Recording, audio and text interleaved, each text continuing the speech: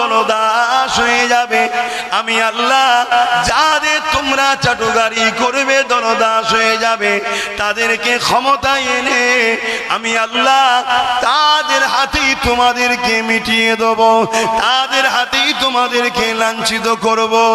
এ না জওয়ানেরা, তরুণেরা, আজকে বলে দিয়ে যাক, আমাদের সব থেকে প্রথম কাজ হলো আমাদের মধ্যে গাদ্দার যারা আছে, আমাদের মধ্যে মুনাফিক মুসলমান যারা আছে, এই গুণকে আগে চিহ্নিত করা, এই গুণ থেকে নিজেকে দূরে রাখা, এই গুণের কথাকে বিশ্বাস না করা, এই গুণের কথাতে ডাকে সাড়া না দেওয়া।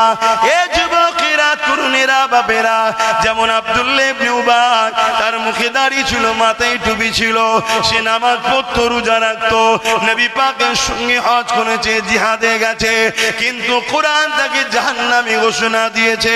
হযরত আবু বকর সিদ্দিককে যখন জিজ্ঞাসা করা হয়েছিল, ও আবু বকর সিদ্দিক, এর কারণটা কি?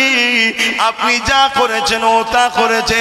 হযরত আবু বকর সিদ্দিক বলতে লাগলো, ওর নামাজ আছে, আমারও আছে, ওর রোজা আছে, আমারও আছে, ওর হজ আছে, আমারও আছে, ও দান খায়রাত করেছে, আমিও করেছি, ও জিহাদে গেছে, আমিও গেছি, ওর দাড়ি টুপি জুব্বা পাগড়ি আছে, আমারও আছে, এই দিক দিয়ে ওর যা আছে আমারও তাই আছে, কিন্তু আমার অন্তরে একটা জিনিস আছে যেটা ওর মধ্যে নাই। আমার অন্তরে সব কিছুর আগে আল্লাহ ও নবীর প্রেম ভালোবাসা আছে, যেটা ওর মধ্যে নাই। ও হলো মুনাফিক, আমি হলাম মুমিন। এজন্য আল্লাহ আমাকে জান্নাতি ঘোষণা দিয়েছে, ওকে জাহান্নামী ঘোষণা দিয়েছে। এ যুবকেরা, তরুণেরা, বাপেরা, ঈমান আগে আমাদেরকে বাঁচাতে হবে।